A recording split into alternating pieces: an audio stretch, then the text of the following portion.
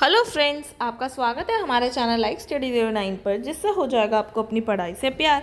चलिए शुरू करते हैं आज के टॉपिक से, जो होने वाला है दिल्ली सल्तनत का आर्ट, आर्किटेक्चर और म्यूज़िक। ठीक है, जिसमें हम आर्ट में सबसे पहले बात करने वाले हैं चित्रकला की। ठीक है, अब हम संगीत के बारे में बेशक बाद में बात करेंगे, बट मैं बता दूं संगीत ना इस्लाम धर्म में जो है प्रतिबंधित है, मना किया गया था। ठीक है, तो उस पर हम आगे बात करेंगे, बट जिस तरीके से संगीत को मना कर रखा था ना, उसी तरह चित्रकला की बात की जाए ना तो भाई मानव या अन्य जीवित प्राणी के चित्र बनाना भी जो है प्रतिबंधित था। ठीक है, वो भी मना था। इसीलिए जो है स्टार्टिंग में अगर हम देखें ना, जितने भी तुर्की शासक थे उन्होंने चित्रकला में कोई रुचि नहीं दिखाई, क्योंकि भाई इस्लाम में मना था। पर हम ऐसा नहीं है कि अगर भाई मना था तो बिल्कुल 100% हुआ ही नहीं। भाई चाहे जो एक होता है ना कि जो चीज़ मना करते हैं इंसान करता ज़रूर है एक बारी, तो वही चीज़ उसके कुछ ना कुछ रेफरेंसेस हमें मिलते हैं। जैसे अब्दुल्ला चगताई जो है, वो जो है सर्वप्रथम इन्होंने ये विचार प्रकट किया कि दिल्ली सल्तनत में चित्रकला अस्तित्व में थी। मानते हैं कम थी, पर ऐसा नहीं कह सकते कि बिल्कुल नहीं थी। अगर मना था तो बिल्कुल ही नहीं थी अस्तित्व था। तो ठीक है, वहीं 1947 में जो हरमन गॉड्स थे, वो अपनी book general of the Indian society of oriental art में ये प्रकाशित करते हैं कि भारत की जो प्रारंभिक कला शैलियाँ था वो थी, और सल्तनत कालीन चित्रकला भी अस्तित्व में थी। इस चीज़ का बेसिकली वो उल्लेख करते हैं। तो ये जो सल्तनत कालीन चित्रकला थी, स्टार्टिंग में जो है वेहाकी के टाइम, मतलब वेहाकी में देखी जाती है गजनवी के इतिहास में, उसने बताई। बाकी इसामी ने भी अपनी फुतुह सलातीन में बताया, ये पुष्टि करी कि जो इल्तुतमिश था चीनी चित्रकला, जो एक चीनी चित्रकला करने वाला वो एक चित्रकार था, उसको दिल्ली लेकर आया था। अगर भाई देखो चित्रकला नहीं होती, वहाँ पे बिल्कुल मना ही थी और कोई करना ही नहीं चाहता था, तो वो क्यों चीन से उसे लेकर आया, एक चित्रकार को क्यों लेकर आया? भाई ऑब्वियस सी बात है, चाहे स्मॉल लेवल पे ही सही, पर चित्रकला होती होगी इसीलिए, है ना। तो वही चीज़ है। और इसी तरह जो है हमें कुछ उदाहरण जो हैं उनकी इमारतों में चित्र के रूप में दिख जाते हैं। ठीक है, वहीं अब हम बात करते हैं उनके आर्किटेक्चर की, कि भाई आर्किटेक्चर कैसा था। तो इस पे तो हम अपनी पिछली क्लासेस में भी काफ़ी बात कर चुके हैं कि आर्किटेक्चर तो भाई काफ़ी था। तो वही है, भारत में जो है भारतीय इस्लामी कला का जो है विकास हुआ, जिसमें बौद्ध, हिंदू, जैन, इन सब का मिश्रण जो है हमें मिलता है। ठीक है, ये इस्लामिक कला तो होती है, उसमें उनका अपना टच तो होता ही है, बट मिक्सचर मिल जाता है हमें हिंदू, बौद्ध और जैन का साथ में। और जो खास विशेषता थी वो थी मेहराब और गुम्बदों की। ठीक है, वहीं इस्लाम में जो है जीवित वस्तुओं का अंकन जो है वो भी प्रतिबंधित था, कि भाई अगर आप आर्किटेक्चर में बना रहे हो तो वही है, जैसे चित्रकला में मना था कि कोई जीवित वस्तु नहीं होनी चाहिए, मानव नहीं होना चाहिए, उसी तरह यहाँ पे भी जो है मना ही था। तो इसीलिए ये ज़्यादातर क्या करते थे, ये लिखावट और ज्यामितिक डिज़ाइन, बेसिकली पैटर्न्स वगैरह जो है वो सब बना दिया करते थे, क्योंकि अब वो जीवित तो नहीं है ना, ये तो भाई एक तरह से सजाने का तरीका है। तो इसीलिए क्या करते थे, या तो लिखते थे या तो ज्यामितिक डिज़ाइन जो है वो बनाया करते थे। वहीं भारत में बनी पहली तुर्क मस्जिद कौन सी थी, ये हमने बात की थी, कुतुल इस्लाम। ठीक है, जिसका निर्माण किसने किया था, कुतुबुद्दीन ऐबक ने। ठीक है, जो किस पे बनी थी, दिल्ली के राय पिथौरा के किले पर जो है 27वें जैन मंदिर, जो विष्णु मंदिर था बाद में, उसको ध्वस्त करके जो है इसे बनाया गया था। बाद में चलकर जो है 2.5 दिन का झोपड़ा भी जो है ये एक मस्जिद अजमेर में बनाई गई। ठीक है, इसी तरह जो है ये जो कुतुब मीनार है, ये किसके लिए बना था, कुतुबुद्दीन बख्तियार काकी के लिए बना था। ठीक है, जिसे आगे चलकर जो है इल्तुतमिश पूरा करता है। ठीक है, अब इल्तुतमिश की बात आई तो इल्तुतमिश ने भी काफ़ी जो है मकबरे जैसे बनवाए। जैसे मकबरा शैली का जो जन्मदाता था वो इल्तुतमिश था, जिसने पहला जो ये मकबरा शैली का इस्तेमाल किया था, ये सुल्तानगढ़ी के मकबरे पर किया था। वहीं कुछ और इम्पोर्टेंट मकबरे भी उसने बनवाए, जो बयायूं था, बदाऊं, वहाँ पे जामा मस्जिद, नागौर में जो है अत्रकीन का दरवाज़ा, ये सब जो है उसने बनवाए। उसके बाद हम बात करते हैं बलबन की। तो बलबन ने लाल महल बनवाया और अपना मकबरा बनवाया, जो एक्चुअल में अगर हम बोले ना कि भाई सही रूप से मेहराबों का प्रचलन करने वाला मकबरा जो है ये था, और शुद्ध इस्लामिक पद्धति से निर्मित था, और यही भारत का पहला मकबरा था। क्यों? क्योंकि इससे पहले जो है अभी हमने बात की ना, मिक्सचर मिलता है हमें, ठीक है। अब यहाँ पे जो है शुद्ध इस्लामिक पद्धति का इस्तेमाल किया था, वो बाबर कह रही हूँ, बलबन ने किया था पहली बार, ठीक है। वहीं अब इसके बाद जो है हम खिलजी डायनेस्टी पे आते हैं। तो खिलजी डायनेस्टी में जो है अलाउद्दीन खिलजी की बात करें तो उसने जो है सिरी महल बनवाया, हजार खंबा महल बनवाया, जो पूर्णतः इस्लामी था, ठीक है, इस्लामिक उस पर था, जो अभी जैसे बलबन की हमने बात की थी। फिर इसने अलाई दरवाज़ा बनाया, जो पहली वैज्ञानिक विधि से बना था, ठीक है।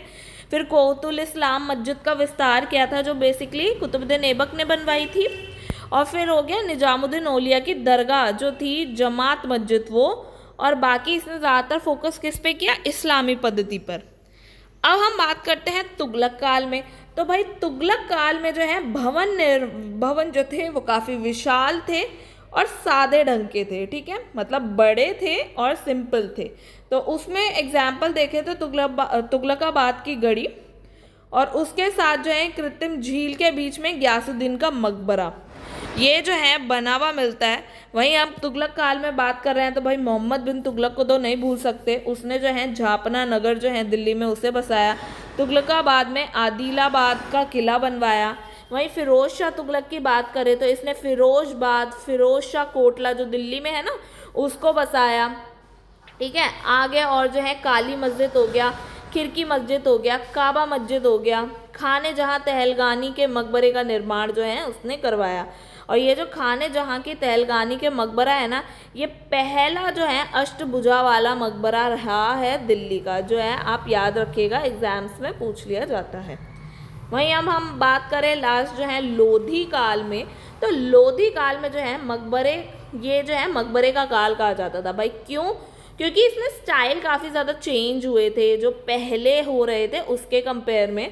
तो एग्जाम्पल के तौर पे देखें, जो सिकंदर लोधी था उसने तकरीबन 2 गुम्मद वाली इमारतें जो हैं काफ़ी सारी बनवाई, जिसमें 2 गुम्मद थे। और क्या डिफरेंस था? मकबरे ऊंचे चबूतरे पे जो हैं बनवाए जा रहे थे, जो पहले ऐसे नहीं हो रहा था। तो ये कुछ डिफरेंस थे जो बेसिकली इनका अपना स्टाइल बना, इसीलिए जो है इन्हें मकबरों का काल कहा गया, ठीक है। अब हम अपना आ जाते हैं संगीत कला पे। तो जैसे हमने बात की भाई इस्लाम धर्म में संगीत कला वर्जित थी, हमने ऊपर बात की थी, ठीक है। पर फिर भी दिल्ली सल्तनत के अधिकांश सुल्तानों ने संगीत कला को आश्रय दिया। जैसे हमने ऊपर भी बात की थी, जो चित्रकला थी उसके रेफरेंसेस कम मिलते हैं, बट ऐसा नहीं है रेफरेंसेस थे नहीं या बिल्कुल नहीं थी। इसी तरह जो है संगीत भी बेशक मना हो, पर उसके बावजूद भी जो है उनके दरबारों में संगीत कला को आश्रय मिला था, ठीक है। और साथ ही साथ जो सूफी संत होते थे उनको भी मध्यकाल में संगीत कला का खूब जो है प्रमोट किया गया था, काफ़ी बढ़ावा दिया गया था। तो जो तुर्क थे उन्होंने भारत में अपने साथ ईरान और मध्य एशिया से संगीत परंपरा को लाए, ठीक है, जिसमें एग्जाम्पल हो गया ये खाब और सारंगी। यहाँ तक कि 2 प्रकार के नए वाद्य यंत्र भी जो हैं भारत में लाए गए। और ये जो मध्यकालीन संगीत था उसके जो अधिस्थापक थे वो थे अमीर खुसरो, ठीक है। अमीर खुसरो ही जो है भारतीय संगीत में कव्वाली जो है लाए थे, जो गायन की एक मतलब गायन को प्रचलित करती है। और भारत और ईरान की मिक्स जो है एक राग जो है उन्होंने इंट्रोड्यूस की, जिसमें ईमान राग शैली थी और साजगिरी शैली थी। इनका जो है इन्होंने जन्म दिया, इसीलिए जो है इन्हें जो है उपाधि दी गई नायक की, ठीक है। आगे हम बात करें अलाउद्दीन खिलजी की, तो उन्होंने जो है दक्षिण भारत के एक महान संगीतज्ञ गोपाल को अपने दरबार में बुलाकर जो है संरक्षण दिया था। वहीं गयासुद्दीन तुगलक की बात करें तो उसने जो है संगीत का बहुत विरोध किया, इसीलिए जो है उसके साम्राज्य में हम देखेंगे तो संगीत का कोई इतना रोल नहीं मिलेगा, और जो है उसके साम्राज्य में बिल्कुल तरीके से प्रतिबंधित हमें जो है मिलेगा संगीत का। वहीं जो है आप फिरोज शाह तुगलक तक हम आ जाए ना, तो वो तो संगीत प्रेमी था। तो उसने अपने काल में संगीत की जो एक रचना थी राग दर्पण, उसको फारसी में भी अनुवाद कराया था, ठीक है। अब ये तो रहा दिल्ली सल्तनत के जो सुल्तान थे उनकी। अब हम बात करते हैं उसी समय पे रीजनल लेवल पे जो बेसिकली उभर रहे थे शासक उनकी। ये जो है हम अपनी अब सेपरेट क्लासेस में इन पे भी बात करने वाले हैं मुगल डायनेस्टी को कवर करने से पहले। बट हम यहाँ अगर बात कर रहे हैं संगीत की तो हम इनको भी ज़रूर कवर करेंगे। तो ठीक है, वहीं जौनपुर में एक शर्की सुल्तान हुआ करते थे, तो वो जो थे वो बहुत संगीत प्रेमी थे। तो इसी क्रम में इसका जो शासक था एक हुसैन शाह शर्की, उसने भारतीय संगीत में ख्वाजा गायन को जो है सम्मिलित किया और उसी के संरक्षण में जो है संगीत शिरोमणि जो है नामक एक ग्रंथ की रचना की गई। ठीक है, वहीं आगे हम बात करें शर्की शासकों के संरक्षण में ही भारतीय संगीत संबंधी एक जो है पहला ग्रंथ था गुनपाल उल मुनियास, वो जो है इंट्रोड्यूस हो गया, लिखा गया। अब हम बात करते हैं आगे हसन देलवी को जो है उच्च कोटि के गज़लों के कारण जो है भारत का सीधी बोला जाता है। ठीक है, वहीं अब हम ग्वालियर की बात करें तो ग्वालियर का जो राजा मान सिंह था उसने अपने संरक्षण में मान कौतूहल जो है वो संगीत ग्रंथ की रचना कराई और इसी के संरक्षण में जो है ध्रुपन गायन का सृजन हुआ। ठीक है, ध्रुपन गायन का यहाँ पे सृजन हुआ। वहाँ जो है हम अगर इसमें शर्की की बात करें ना तो इन्होंने जो है ये ख्याल गायन को जो है सम्मिलित किया। ठीक है, ये आप ध्यान रखिएगा।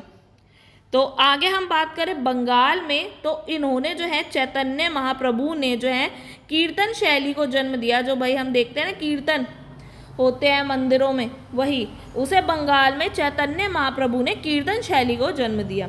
और जो चिंतामणि हैं चिंतामणि नामक जो संगीतज्ञ थे उनको जो है बिहारी बुलबुल की भी उपाधि मिली।